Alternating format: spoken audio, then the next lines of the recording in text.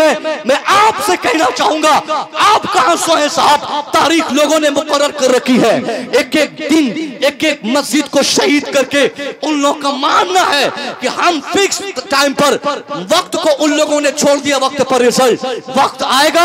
आज ये मस्जिद, परसों वो मस्जिद, एक हफ्ते के बाद सामने वाली मस्जिद, 5 साल के बाद सामने वाली मस्जिद, 10 साल के बाद उस चुनाव के मौके से सामने वाली फलाने जिले की मस्जिद को हम टारगेट पे लेंगे। हम क्या करेंगे? बेटियों को शाहीन बाग ले जाकर बिठा देंगे, नारा लगाएंगे फलाने मुर्दाबाद, फलाने मुर्दाबाद। बच्चों को ले जाकर शाहीन बाग में बिठाकर अपने को रामलीला मैदान में एहतजाज करके, प्रोटेस्ट करके हुकूमत से, गवर्नमेंट से हम भीख मांगेंगे कि हमें हमारा हक दिया जाए, हमें हमारी मस्जिद दी जाए, हमें हमारी इबादत का वापस की जाए। मैं पूछना चाहता हूं साहब, आज जो हमारी ये हालत है, हमारी इबादत गाहों की अजमतों को दुश्मनों ने जो तार तार किया है, ये हमारी कमजोरी की बुनियाद पर, ये हमारी कमी की बुनियाद पर। मैं पूछना चाहता हूं, दुश्मनों में ये कुव्वत कहां से आई? क्यों मानने वाला, फैसला करने वाला, बड़े से बड़ा जज फैसले का कलम चलाते हुए ये कहकर फैसला करता है, हाँ यहाँ बाबर की मस्जिद थी, ये मस्जिद शहीद करके मखसूस लोगों ने अपनी इबादत का बनवाई है, ये कहते हुए भी फैसला किया गया क्योंकि हमारे हक में वकालत करने वाला, हमारे हक में लड़ने वाला, हमारी बात को खूबसूरती से रखने वाला, हमारी बात को वहां पर पहुंचाने वाला, उस मैदान में या उस सभा में, उस प्रांगण में कोई हमारा बेटा तैयार नहीं हो सका जो कुरान की अजमत पर बात कर सके, जो कुरान की हक्कानियत को बता सके, जो मस्जिद की अजमत को बता सके, जो इस्लाम की पाकिस्तान को दुश्मनों के सीने पे चढ़ के इस्लाम को स्थापित कर सके। क्योंकि हमारा बेटा मुर्गा बिरयानी के चक्कर में रहा, बच्चे कुछ लोग लूडो में, मोबाइल में, अय्याशी में, झूठ में, फहश में, गाने में, फिल्मी दुनिया में, सारी चीजों में हमने मस्त कर दी। जाहिल, कोरा जाहिल बेटा हमारा अपनी पूरी जिंदगी को तबाह कर दिया। कितने बच्चे हमारे वकील बने। आप बहुत रोते हैं साहब कि हजरत अब क्या होगा, हजरत 22 को हम क्या करेंगे, 23 को कहां जाएंगे, 24 को क्या करेंगे। मैं कहना चाहता हूं, कहीं जाने की जरूरत नहीं, कोई चिल्लाने की जरूरत नहीं, कोई प्रोटेस्ट और एहतजाज की हाजत नहीं, कोई किसी से मांग करने की जरूरत नहीं। ऐसे आलम में जब आपके हुकूक छीने जाते हो, आप आंख बंद कीजिए, अपनी औलाद को पढ़ाने की कसम खा लीजिए, अपने बच्चों को शिक्षा देने की आप कसम खा लीजिए। खुदा की कसम, ये हमारी जहालत की बुनियाद पर, क्योंकि न तो हमारा बेटा ब्लॉक में मिलेगा, न हमारा बेटा डिस्ट्रिक्ट में कोई ऑफिसर, न हमारा बच्चा स्टेट में कोई बड़े पद पर, न हमारा बेटा डीएम बन सका, न हमारा बेटा आईएएस बन सका, न हमारा बेटा इंजीनियर बन सका, न हमारा बच्चा डॉक्टर बन सका, न हमारा बेटा साहब जज बन सका। मैं कहना चाहूंगा, जिस कौम के बच्चों की तादाद ज्यादातर जाहिलों की होगी, जहालत में जिस कौम की जिंदगी गुजरेगी, उस कौम का हक छीना ही नहीं जाएगा, बल्कि लात मार मार के दुनिया छीनने पर आमादा होगी। क्योंकि हमारी ताकत, हमारे इल्म की ताकत हमारे पास नहीं, हमारे बच्चों में शिक्षा नहीं, हमारे पास एजुकेशन नहीं, हमारे पास नॉलेज की कमी है, हमारे पास ताकत की कमी है। जिस मुस्तफा करीम ने एजुकेशन को दुनिया की सबसे बड़ी ताकतवर चीज बताया था, उस पैगंबर का कलमा पढ़ने वाला आज हिंदुस्तान का सबसे ज्यादा जाहिल कौम में गिना जाता।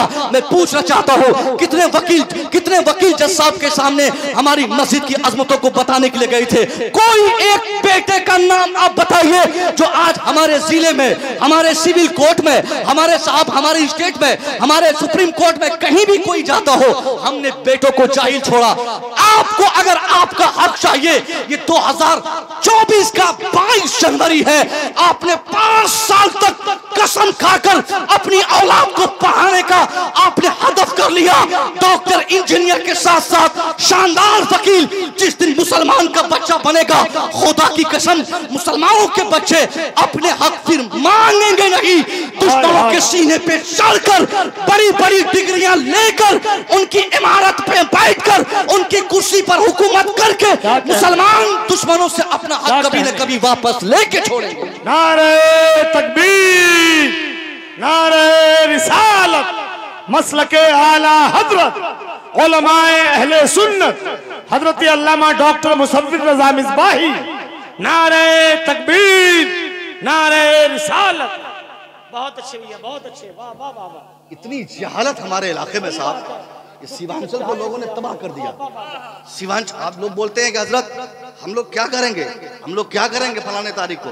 मैं कहता हूं कुछ नहीं करना है, रिजल्ट को अपने हालत पे छोड़ दीजिए, चुपचाप अपने घर में आपको रहना है, कोई हल्ला नहीं। अगर कोई एक डंडा मार भी देना, मुस्तफा की सुन्नत समझकर उसे बर्दाश्त कर लीजिए। सुनिए, मेरे नबी को तो इतना सताया गया था, इतना परेशान किया गया था, अल्लाह की कसम। आप जब मुस्तफ़ा की तारीख पढ़ेंगे ना, स्टार्टिंग पॉइंट में, इब्तिदा ज़िंदगी के आखिरी अय्याम में, ख़ास तौर पे इस्लाम के स्टार्टिंग पॉइंट में, मेरे नबी जब इस्लाम का प्रचार कर रहे थे, जब मस्जिद की तामीर की बातें हो रही थी, नमाज सीखने और सिखाने की बातें हो रही थी, कुरान की तबलीग मुसलमान कर रहे थे, उस पीरियड में मेरे मुस्तफ़ा को के ऊपर पत्थरों की बारिशें की गई। मुस्तफ़ा जरे रहमत को गालियाँ दी गई, नौज़बिल्लाह कुछ लोगों ने पागल कहा, दीवाना कहा। जैसी जैसी सोच उनकी थी, उस एतबार से उन लोगों ने मेरे नबी पर जुल्म किया।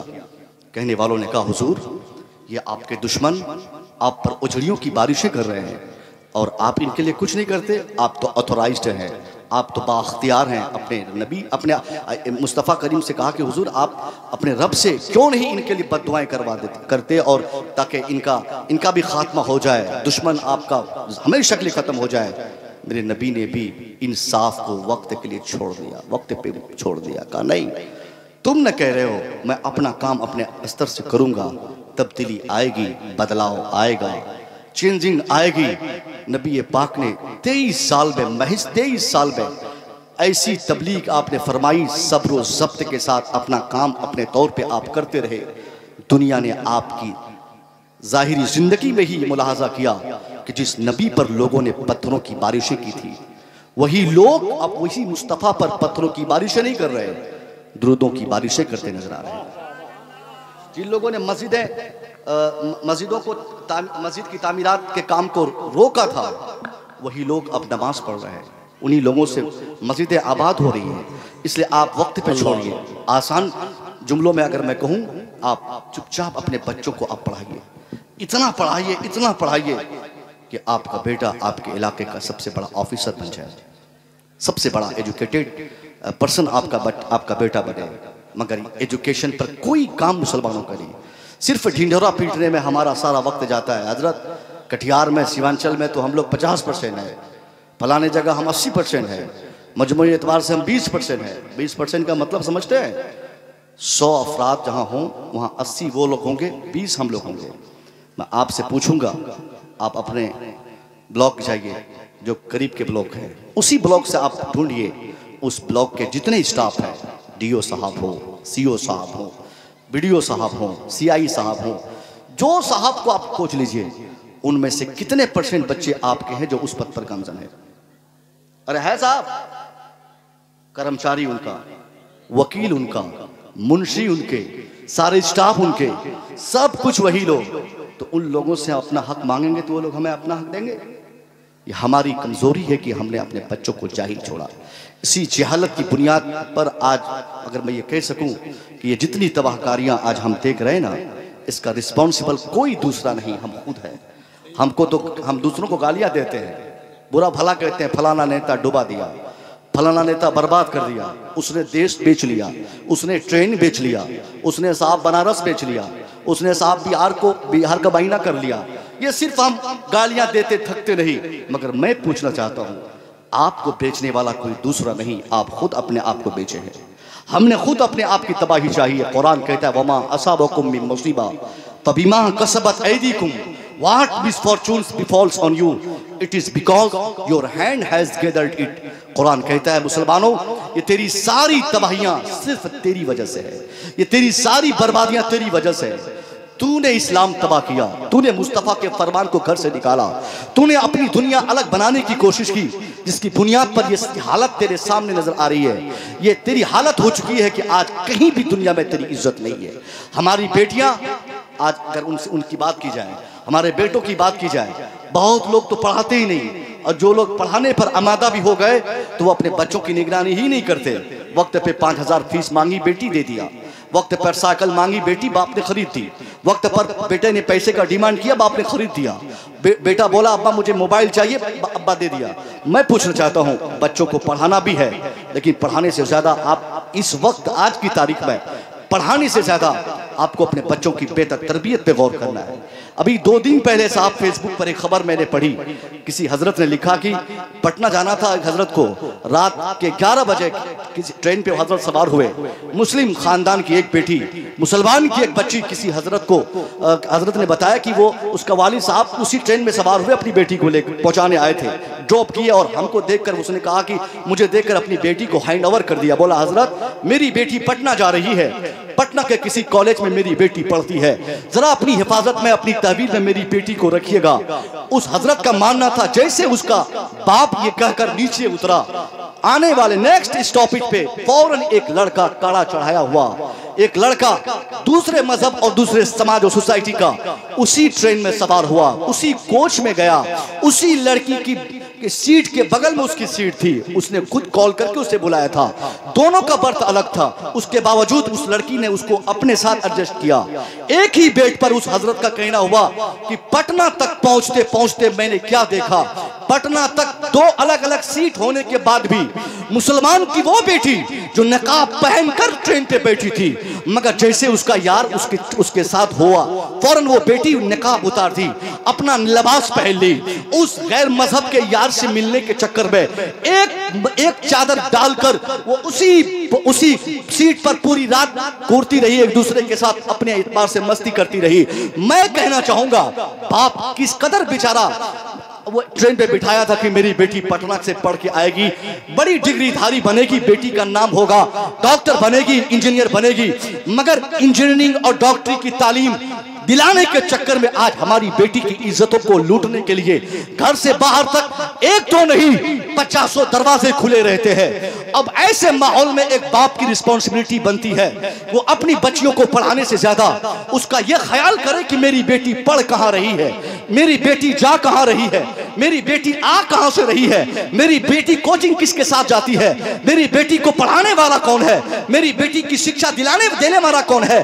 जो बाप इन सारी चीजों पर कभी तवज्जो नहीं देता उसको दावे के साथ मैं इस अजीमुशान कॉन्फ्रेंस से कहना चाहूंगा, अगर आपने इस पे तहाशा पैसे खर्च किए अपनी बच्चियों को पढ़ाने के लिए, कभी आईए, कभी बीए, कभी मास्टर डिग्री, कभी पीएचडी, कभी डॉक्टरी, कभी क्या बोलते हैं साहब इंजीनियरिंग कराने के चक्कर में आप जो बेतहाशा पागल है, जमीन आपने बेची ताकि बेटी आपकी पढ़ ले, मकान आपने बेचा ताकि आपका बेटा पढ़ ले, मगर मैं कहना चाहूंगा मगर आपने कभी ये तवज्जो नहीं की कि जो बेटा जिसको आप डॉक्टर बनाना चाहते, जो बेटी जिसको आप भारी भरकम डिग्री दिलाने के लिए पटना में, बेंगलोर में, साहब मुंबई में, दिल्ली में पढ़ाना चाहते हैं, उस बेटी के ताल्लुक से आपको पता नहीं उस बेटी की कितनी रातें हॉस्टल में, कितनी रातें उसके फ्रेंड के रूम में कटती है और कितनी रातें होटलों में गुजरती है। अगर आप दुरअंदेश नहीं बनेंगे, आप अपनी अक्लों का इस्तेमाल नहीं करेंगे, आने वाले वक्तों में दावे से कहता हूं बेटी इंजीनियर जरूर बनेगी, बेटी डॉक्टर जरूर बनेगी, बेटी हाई फाई जरूर बनेगी, बेटी बीएड कर लेगी, बेटी डीएलएड कर लेगी, बेटी इंटरमीडिएट पास करेगी, मगर नतीजा बरक्स निकलेगा। बेटी आजादाना माहौल में तालीम पाने की बुनियाद पर आपकी अम्मा बनकर आपके सामने खड़ी होगी, बेटी आपकी होगी, कानून वो चलाएगी, वो आपसे कहेगी अब्बा मेरी जाती जिंदगी में इंटरफियर करने की आपको इजाजत नहीं, अब्बा मैं 20 क्रॉस कर चुकी हूँ, अब्बा मेरी उम्र 18 पार हो चुकी है, आप न तो अपनी मर्जी से मुझे कपड़ा दे सकते, न तो आप अपनी मर्जी से मुझे मेरा दूल्हा दे सकते, न तो आप अपनी मर्जी से मुझे अपनी जिंदगी में कुछ कह सकते। अब्बा मैं बालिगा हो गई, मैं कानून जानती हूँ, अब्बा आप मेरी मर्जी से शादी कराना हो तो कराइए वरना मैं खुद करूंगी, ये कपड़ा अब्बा मैं पहनूंगी, ये जींस मैं पहनूंगी, आप नहीं रोक सकते। मैं कहना चाहूंगा फिर उस वक्त आप क्या कर पाओगे, आपके पास क्या ताकत होगी, आप क्या करोगे इसके अलावा कि कोई पीर ढूंढोगे, कोई मौलवी तलाश करोगे, कहीं से तावीज लिखवाकर बेटी को पानी पड़वाकर उसको पिलाकर सुधारना चाहोगे। मैं कहना चाहूंगा जिस वक्त बगैर तावीज के सुधारने का 50,000 रास्ता आपके पास मौजूद था, आपने किसी रास्ते को इख्तियार नहीं किया। अब जब बेटी आवारा हो गई, बेटी दीवानी हो गई, बेटी पगली हो गई, बेटी फाहिशा हो गई, बेटी का नाम है साहब इज्जत बेचने पर आमादा हो गई, बेटी बेटी बेहया हो गई, बेटी डिग्री के नाम पर, तालीम के नाम पर अपनी हया को बेचने पर आमादा हो गई, मर्जी की शादी करने पर बजीद हो गई, तो आप तावीज देने के लिए खोज रहे हैं, तावीज मांग रहे हैं, पानी पड़वा रहे हैं। कुछ नहीं होने वाला ये पानी उनी पड़वाने से। इसके लिए एक ही रास्ता है, बेटी आपकी है, मर्जी आपकी होनी चाहिए, बच्ची आपकी है, मर्जी आपकी होगी। जिस दिन आपकी बेटी 9 साल की उम्र में कोई गलती करे, बगैर दुपट्टे के जैसे घर को बाहर करने के लिए अपना पहला पांव उठाए, फौरन आप बाप बहैसियत बाप अपनी चप्पल उठाकर 2-4 चप्पल उसके सर पे मारते हुए उसे कहिए कि मेरी बेटी, तुम इस्लाम की शहजादी हो, तुम मुसलमान की बेटी हो, तुम घर से बाहर बगैर दुपट्टे के इस तरह अतरंगी माहौल में क्यों जा रही हो। जिस दिन बाप ये सख्त स्टेप 9 साल की उम्र में अपनी बेटी के ऊपर अप्लाई करेगा, खुदा की कसम हिंदुस्तान नहीं अमेरिका में भी दुश्मनों के चुरमुट में भी उसकी बेटी तालीम पाए या शॉपिंग करे, उसकी इज्जतों को लूटने और लुटाने वाला कोई सामने नहीं आएगा। वाह वाह, नारे तकबीर, नारे रिसालत, मसलके आला हजरत, पैगाम इस्लाम, मजहब इस्लाम, इस्लाह मुआशरा, मसलके आला हजरत, फैजान ख्वाजा गरीब नवाज, नारे तकबीर, नारे रिसालत। जब बच्ची आपकी है, बेटी आपकी है, कानून क्यों किसी का चलेगा? आप उनके लिए कपड़ों का इंतखाब करें, मानेगी नहीं तो आप पैदा आपने किया है, उसकी जिंदगी की सारी रिस्पॉन्सिबिलिटी आपके नाजुक कांधे पर है, उसकी जिंदगी कैसे गुजर बसर होगी ये जिम्मेदारी हर एतबार से आपके ऊपर है। तो उस बेटी के लिए कपड़े का सिलेक्शन वो बेटी क्यों करती है अपने से? क्या आपकी आंखें फूट गई? क्या आपकी पूरी ताकत सल्ब हो गई? क्या आपके मुंह में कोई बीमारी हो गई जो अपनी बेटी को सुधारने के लिए किसी मौलवी का इंतजार करते हैं? सब आदमी खुद रिस्पॉन्सिबल है। 1 घंटा नहीं 50 घंटा मुसव्विर की तकरीर हो जाए, कुछ फर्क नहीं पड़ने वाला। और 5 मिनट कोई ऐसा काम आप कर जाए, जिंदगी भर के लिए आपके बच्चों को उसका खौफ रहेगा। बेटा जिस दिन सिगरेट पीता मिलता है ना, उस दिन कॉलर पकड़ के बड़ा भाई दो झापड़ दे, चचा आए वो 2 लात मारे, नाना आए वो 5 लात मार दे, कोई ये रहम नहीं, कोई उसके लिए गुंजाइश मत छोड़िए। पहली गलती पर सख्त स्टेज फौरन। अब सिगरेट पीने वाला बेटा जैसे सिगरेट पीते हुए पिटाई खाएगा ना, फिर वो भांग खाने की कभी कोशिश नहीं करेगा, फिर वो शराब पीने के लिए कभी अपना कदम नहीं उठाएगा, फिर वो उसकी हिम्मत इतनी होगी नहीं, वो जान जाएगा कि जब 5-10 रुपए की मामूली सिगरेट पर 50 जूते मिले थे, 10 रुपए की सिगरेट पीने के चक्कर में 5 लात खाया था, तो जिस दिन ताड़ी पीऊंगा तो कितने लात मिलेंगे, जिस दिन शराब पिएंगे उस दिन कितने जूते मिलेंगे। इसलिए साहब ये मुस्तफा ने फरमाया, मन रा मिनकुम मुनकरन फलयुगय्यिरहु बियदिही व इल्लम यस्तती फबिलिसानिही। नबी फरमाते anyone who seize any types of disease in your society, कोई भी हो अपने समाज का किसी फर्द वाहिद को देखे कि उसके सामने कोई खिलाफ शरअ काम कर रहा है, फलयुगय्यिरहु बियदिही, he must change that evil by the power of his hand। तो उसे चाहिए कि उस बुराई को वो अपने हाथ की कुव्वतों से रोक दे। ये हमारे मुस्तफा ने इख्तियार दिया है, हाथ की कुव्वतों का इस्तेमाल करें, मारना पड़े मारें, बोलना पड़े बोले, मगर बुराइयों से निपटने के लिए सबसे बड़ा रिस्पॉन्सिबल आप खुद हैं, आप जिम्मेदार हैं। मानता हूं आप हाजी साहब हैं, माना जाए कि आप मास्टर साहब हैं, मानता हूं कि आप मुफ्ती साहब हैं, मानता हूं कि आप मुखिया जी हैं, सारी चौधराहट दुनिया में रहेगी। अगर आपके बच्चे और बच्चियां नहीं सुधरे तो मुस्तफा की हदीस कहती है, मुस्तफा फरमाते हैं तुम में का हर एक शख्स अपने आप में जिम्मेदार है, कुल्लुकुम राइन व कुल्लुकुम मसऊलुन अन रइयतिही। Everyone from your society is a monitor। हर एक व्यक्ति तेरे समाज का अपने समाज के लिए निगरान है, मॉनिटर है। बाप अपने बेटों का निगरान, माँ अपनी बेटियों की निगरान, बहन बड़ी बहन छोटी बहन की निगरानी करे, दादा पोतों की निगरानी करे, नाना नवासे की निगरानी करे, यानी जो जिस पद पर बड़ा है वो अपने से छोटों की निगरानी करे। और इस निगरानी का सवाल कल अल्लाह के रसूल फरमाते कि हमारा रब हमसे मैदान महशर में करेगा। हमने 5 साल नहीं 50 साल अगर मस्जिदों में गुजारे हो, सजदे पे सजदा, नमाज पे नमाज, 50 साल की नमाजों के हजारों सजदों को अल्लाह हमारे चेहरे पर मार देगा अगर हमारी एक बेटी बदतमीज हो जाए उसकी वजह से। एक बेटा अगर अय्याश हो जाए, अल्लाह कहेगा कि बंदा तूने जिंदगी भर नमाज पढ़ने में लगा दी, मगर तेरा बेटा अय्याश हो गया, तेरी बेटी पगली हो गई। पगली मतलब वो पगली जो आज हमारे समाज में नजर आती है, वरना ऐसे पागल थोड़ी कोई होता है, उनको भी एक जबान में पागल ही कहा जाता है। मैं आपसे कहना चाहूंगा साहब, जलसे से सिर्फ आप ये अपेक्षा और उम्मीद कर सकते हैं कि जलसे में बेदारी का माहौल दिया जाएगा, बाकी बेदार करने का सारा जिम्मा आपके सपुर्द है। हमारी जमात का कोई मौलवी डंडा और लाठी लेकर आपको आपकी बेटी को कलमा, दुरूद, नबी, इस्लाम, शरीयत ये नहीं सिखाएंगे। मौलवी साहब जुमा में बोल दिए, वैसे भी जुमा की तकरीर कौन सुनता है? जुमा की तकरीर आप लोग सुनते हैं? अरे सुनते हैं?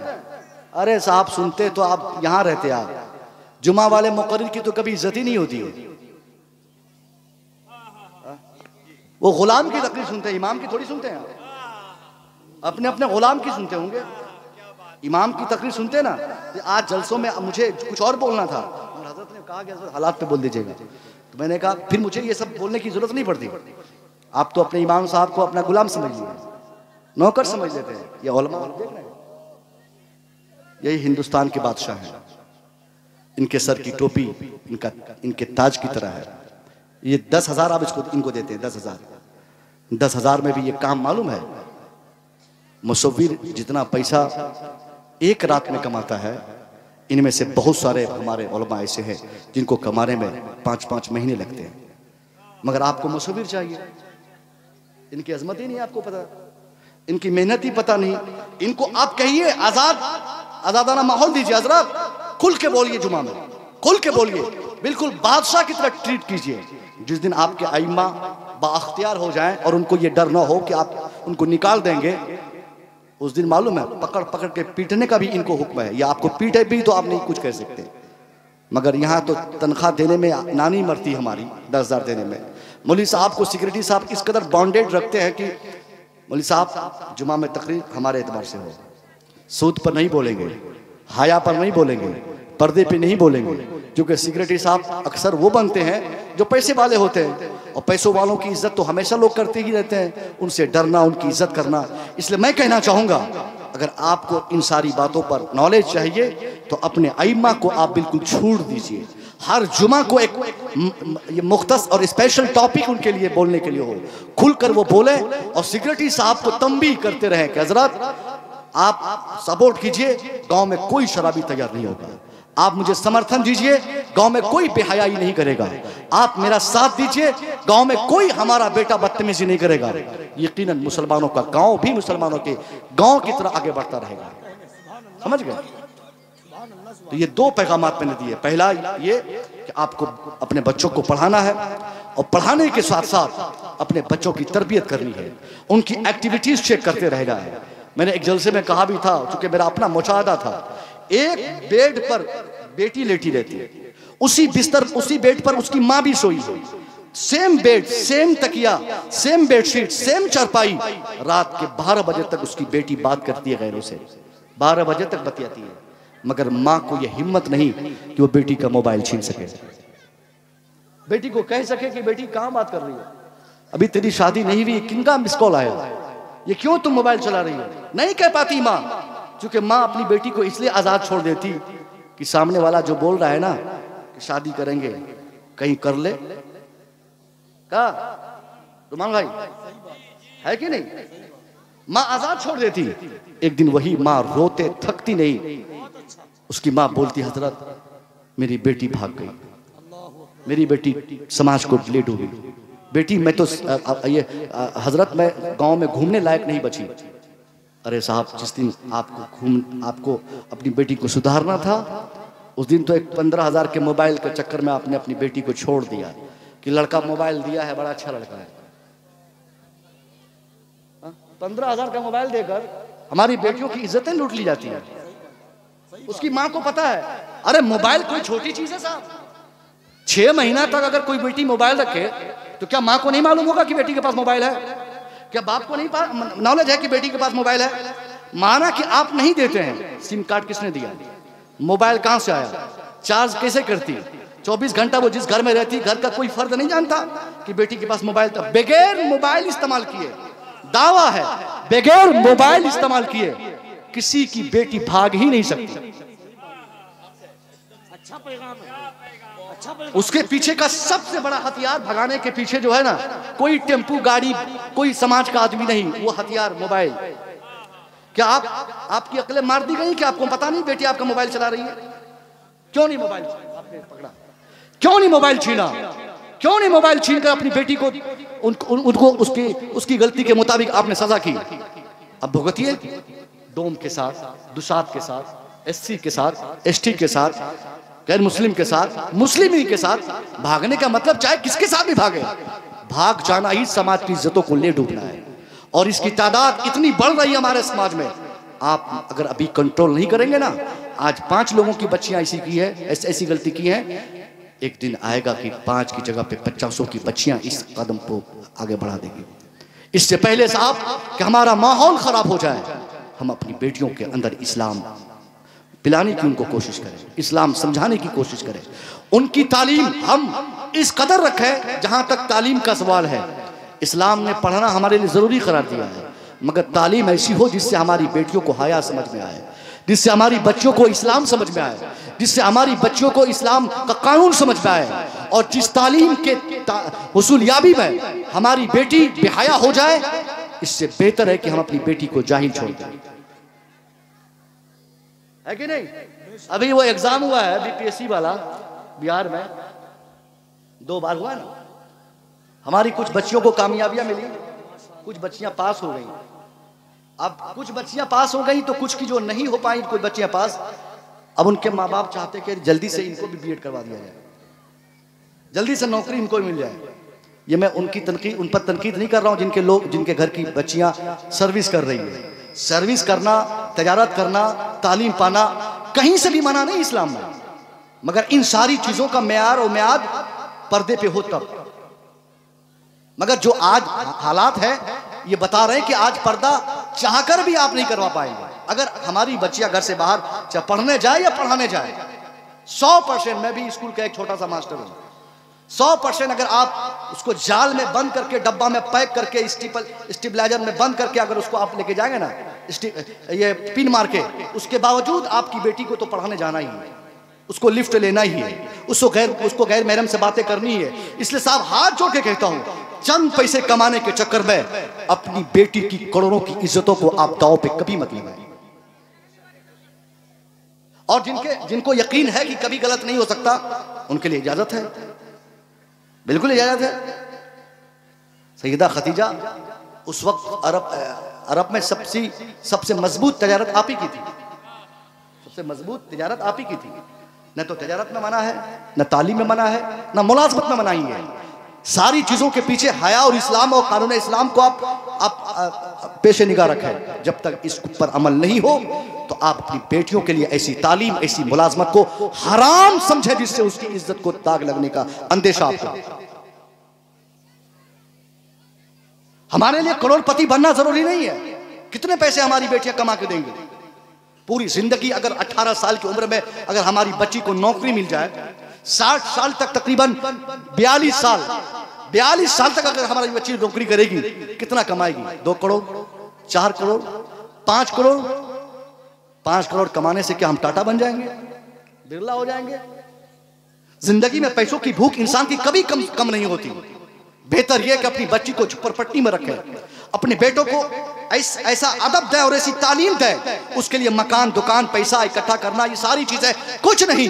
उनको अगर आप फूस का मकान में भी रहकर अच्छा इंसान अगर आप बनाकर चले जाएंगे दुनिया से, आप मर भी जाएंगे ना, आप अपनी कब्र से रूहानी तौर पर अपनी बेटी और अपने बेटे को मुलाहाजा करेंगे कि जिस बेटी के लिए आपने, जिस बेटों के लिए आपने अच्छी तालीम और बेहतर तरबियत का आपने दुनिया में इंतजाम किया था, तालीम और तरबियत की बुनियाद पर फूस और टीन के मकान में भी आपके वो बच्चे इज्जत कमा रहे हैं। और आपने अगर उनकी तालीम उनको बहुत अच्छी दे दी और तरबियत नहीं दी, तालीम होती है लेकिन तरबियत की कमी रहती है कि नहीं साहब? अच्छे अच्छे मास्टर को हम लोग देखते हैं कि बोलना नहीं जानता, रे बे तुम ताम दिस दैट।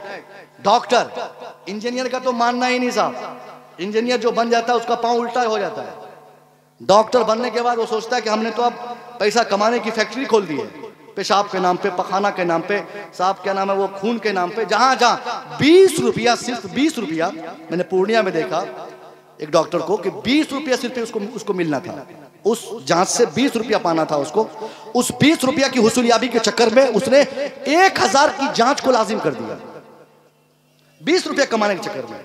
तो मैं कहता हूं कि तालीम ही सब कुछ नहीं है। उस डॉक्टर को तरबियत की कमी है, उस पढ़े लिखे को तरबियत की कमी है। इसलिए बाप होने की हैसियत से, बड़ा भाई होने की हैसियत से, गार्जियन होने की हैसियत से आपकी जिम्मेदारी है कि आप अपने बच्चों की तालीम के साथ साथ बेहतर तरबियत की कोशिश करें, ताकि आपका बेटा तालीम पाकर, तरबियत लेकर दुनिया में कहीं जिल्लतों का सामान अपने आप को ना बना सके, जलील ना हो सके। ये हमारे उलमा, इनकी तालीम और तरबियत कैसी है मालूम है?